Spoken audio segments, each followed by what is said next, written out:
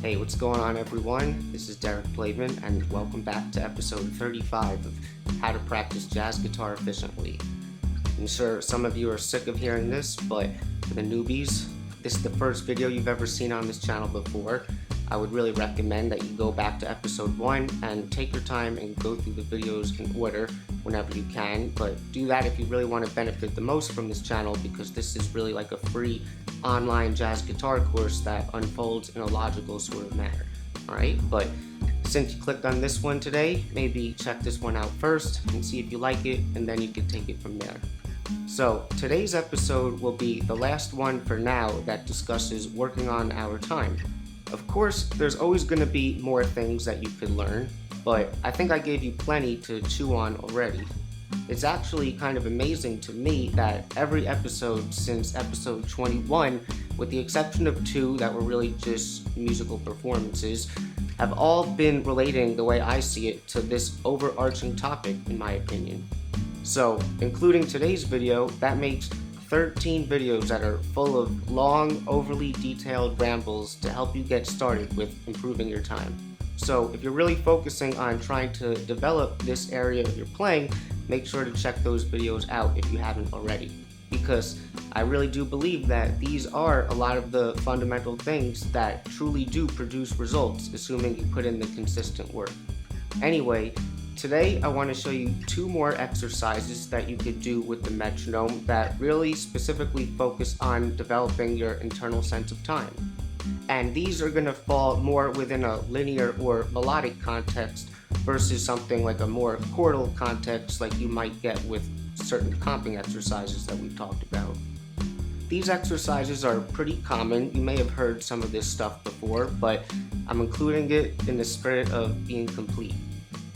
I want to remind you of the importance of developing your own internal sense of time and how you don't want to be in a situation where you feel like you're relying on or leaning on the rhythm section to give you your sense of time.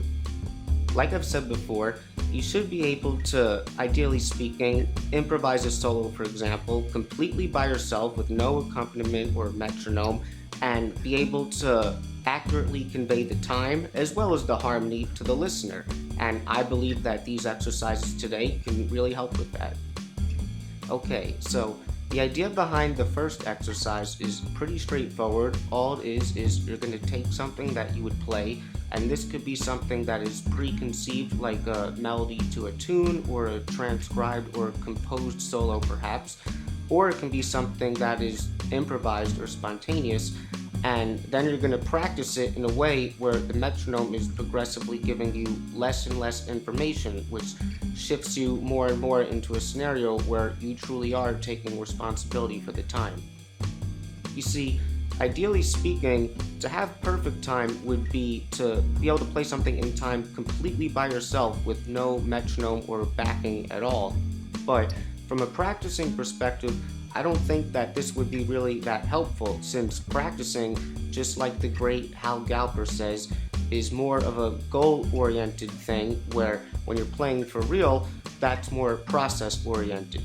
So with this exercise, the specific goal is to play whatever you're playing as close to perfectly in time as you possibly can. But in order for you to track your results, you need to have the metronome at the very least be giving you a little something so that you have something for you to check yourself against. A good way to approach this exercise would be to think about it in a way where you really want to try to get the metronome to sound or feel good. And this is done by playing in time as best as you can. This way, the next time the click on the metronome comes around, it's basically clicking in the right perceived moment in time in relationship to what you've already been playing right before it. If you're rushing or dragging, it just won't feel right, and you'll know it when it happens.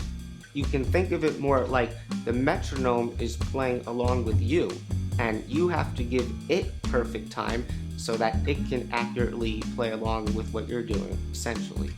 So, I think the easiest thing to do now is just to get into a little demonstration example to help clarify and elaborate on this further. So for this example, I'm going to primarily be working with the melody for the famous Duke Ellington song, It Don't Mean a Thing, And basically what I'm going to do is I'm going to practice this melody over and over again at the same consistent tempo, but I'm going to do it in a way where I start with the metronome giving me a lot of information, and then I'm going to adjust it so that it keeps progressively giving me less and less, okay? And I also just want to say before I start that originally I decided to choose this tune because I guess I was trying to be amusing, and since we're talking about our time here, you know, you can't really swing if you're not playing in time. But I quickly realized that this melody is pretty easy and basic, and it isn't even the hardest melody to do this exercise with. There's nothing wrong with that, but because it's still pretty easy, I may, depending on how I'm feeling, choose to, you know, really embellish that melody a lot, or maybe just go into some improv on like a second chorus or something, but we'll see how it goes. So this tune is typically played at a medium up sort of a tempo, and today I'm going to be playing this at a tempo of quarter note equals 192 beats per minute. And I just want to remind you of what I said before, which is that that will consistently be the tempo all throughout this demonstration, regardless of what I may be doing to the metronome. And also, I picked this specific tempo simply just because it's a figure that I can evenly divide in half as many times as I need to get a full number on the metronome. And the next fastest tempo that I would have been able to do that with would have been 208 beats per minute, and the next slowest one would have been 176 beats per minute, just to give you an idea. Now, when we're practicing in a jazz context, like I say ad nauseum, we oftentimes practice things with the metronome on 2 and 4. And although I'm sure a lot of you who are watching this are already comfortable and used to practicing with the metronome in that sort of way, this still may be a new thing for some of us, and although I would say that the metronome on 2 and 4 is still giving us a fair amount of time, it's still not as much time as if the metronome was clicking on every quarter note, which is commonly the case in all kinds of music. So if you feel as if you need to start this type of exercise with a metronome on every quarter note, by all means do that. You know, like I always say, you want to start from a place of comfort and then progress from there. So I'll still give you a demonstration of this quickly, but maybe I'll only do like one A section just because this is still really familiar for most of us and just for time's sake. So, you know, and it's also interesting because when the metronome is on every quarter note here, even though it's not on 2 and 4, if you're familiar with the swing feel already, you can still kind of get into the swing feel even when it is on every quarter note, and in a way, this kind of reminds me of the kick drum in like a 1930s swing band, kind of giving you that driving force. So just something interesting to think about, you know. Actually, you know what? I'll just sing this one, alright? So, it don't mean a thing if it ain't got that swing. Do-wop, do-wop, do-wop, do-wop, do-wop, do-wop, right? So, there you go. Now, I think I actually did that in a different key from, yeah, did that a little bit flat.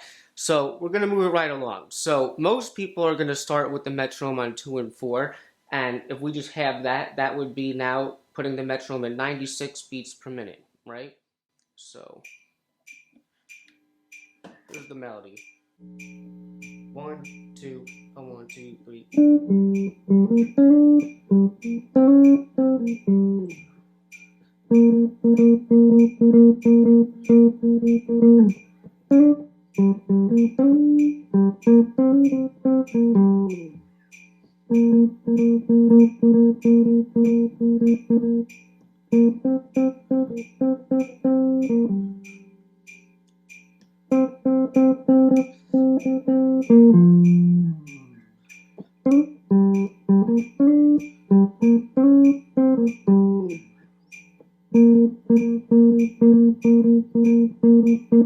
Right? So, pretty straightforward. So, there's nothing really to say there other than, you know, make sure you play the melody correctly and it's in time. So, you want to move along from there. So, as you'll notice, I'm consistently taking the time interval between each click of the metronome and basically doubling it. So, I started with an interval of 1 quarter note, or really 1 beat between each click, and then it went to 2 beats between each click, or basically having the metronome click twice per measure. Next, I will be going to 4 beats between every click, or essentially 1 click per measure. Now, this would be a good time to point out that whenever we have a scenario where we have the metronome clicking less times per measure, at least, than whatever the total amount of beats would be per measure, in this case that would be 4 beats, we'll have different options for where we may choose to put these clicks then. I'm pointing this out because when I just had the metronome clicking twice per measure on 2 and 4, you should understand that I chose to put the metronome there really out of convention, but I could have done this in a way where I had the metronome clicking on beats 1 and 3. Although the backbeat is definitely important to me, I don't really think it's a priority for this exercise. We really just need the metronome to keep time for us here. So it's just good to be aware of this and the fact that the less that the metronome gives you, the more options you'll technically have for where you may choose to put the clicks. Now, I will say that if you choose to put the metronome in more unconventional spots within the meter, while I would say that that is a great and challenging exercise that you could do for your time, this gets harder as you have more space between the clicks. So because of this, typically if you practice this sort of thing, when you start to get to these harder levels, it's easiest to start with the metronome really just clicking on the downbeat of 1. And if you have the scenarios, which you'll see in a second, where the metronome is clicking even less than once per measure, like once every 2 measures or once every 4 measures, in those cases, you still want to click on the downbeat of 1, but that would be on the downbeat of 1 of the first measure. So, like I said, the next level that I would take this to would be having the metronome click once every measure. And for me, this one is still relatively easy in terms of if I wanted to do this where the metronome was clicking somewhere else in the meter other than the downbeat of 1. Like for example, in the last episode when we were talking about feeling things as halftime, we put the click on beat 3 every measure, and that would give us more of a backbeat. And I can also put it somewhere else in the measure if I wanted to, but for the sake of being consistent with what I'll play after, I'm just going to put the metronome on the downbeat of 1 every measure, but it definitely won't feel as good as if it was on beat 3 every measure. And again, the quarter note is 192 beats per minute, and the metronome is set to 48 beats per minute. 1, 2,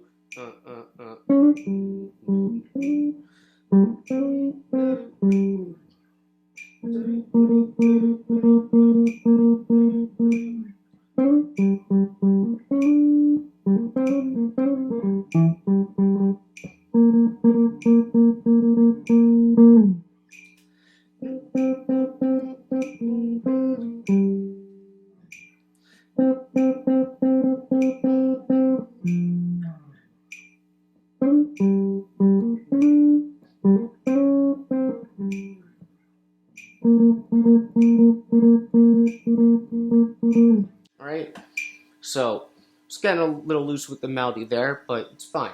Just trying to keep the time. So we're just going to move to the next level. So that would be the metronome clicking once every 2 measures. So now the metronome will be at 24 beats per minute, and it'll still be on the downbeat of 1 of the first of every 2 measures.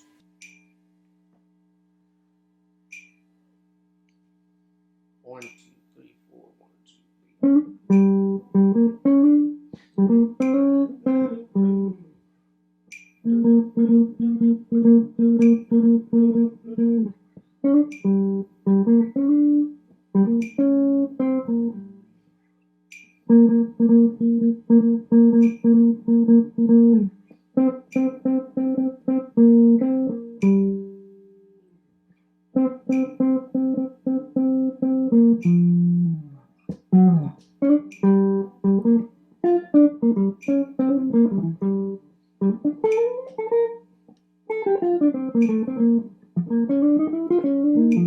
Alright, so I'm going off there, but whatever. Like I said, you can improvise if you wanted to.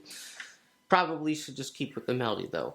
So, alright, now finally I'm going to have the metronome click once every 4 measures, and this one really is tough, so I probably won't be that accurate, and you'll notice when the click hits, like, where I'm at. So, yeah, same thing. Metronome is on the downbeat of 1 of the first of every 4 measures.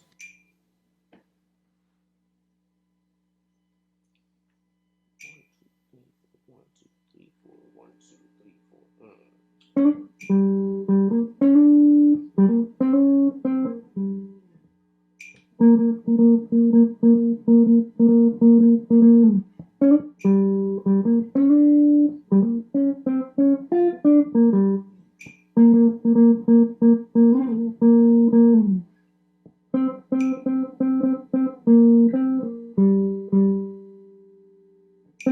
See, late.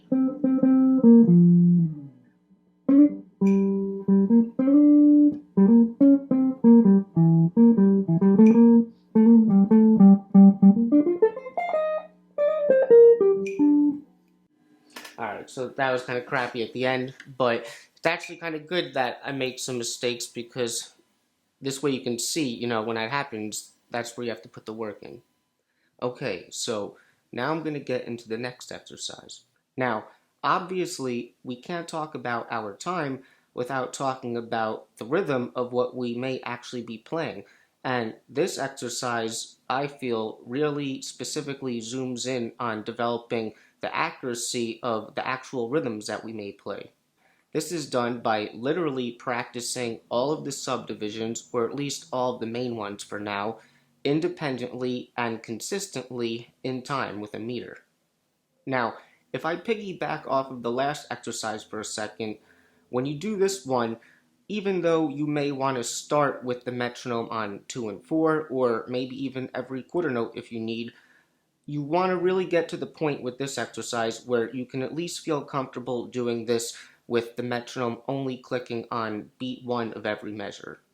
This is because you really want to be able to train yourself to feel all of these subdivisions within the space of an entire bar without any clicks in between to give you any more time. After all, one bar is essentially a whole note's worth of music, so if that's the whole note, we should be able to feel all the subdivisions within that total unit of time.